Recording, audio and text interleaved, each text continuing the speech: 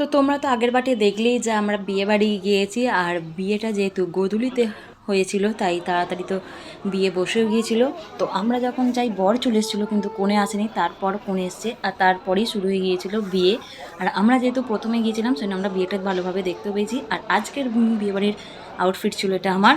তো আমাকে কীরকম লাগছে অবশ্যই জানিও। এই জামাটা আমাকে দিয়েছে আমার দিদি, আর জুতোটা তো তোমরা দেখিয়েছো আমি যখন কিনেছিলাম তোমার সাথে শেয়ার করেছিলাম। আর বিয়েটা দেখো খুব সুন্দরভাবে হচ্ছে। আর এই দিন এতই গরম ছিল যে পাকার তলাতে দাঁড়িয়েছি তাতেও ঘেমে যাচ্ছিলাম। তো যাই হোক, গরমকালে তো গরম হবেই, তো সেটা কোনো কথা নেই। তাহলে কি বিয়ে বাড়ি যাবো না? অবশ্যই যাব। তো যাই হোক, তো বিয়ে তো প্রায় শেষের দিকে। তো তোমরা দেখতে থাকো, আর ভিডিওটা ভালো লাগলে একটা লাইক করে দিও। বিয়ের আরও পার্ট আসছে, তোমাদেরকে শুধু একটাই কাজ, চ্যানেলটাকে সাবস্ক্রাইব করে রাখা।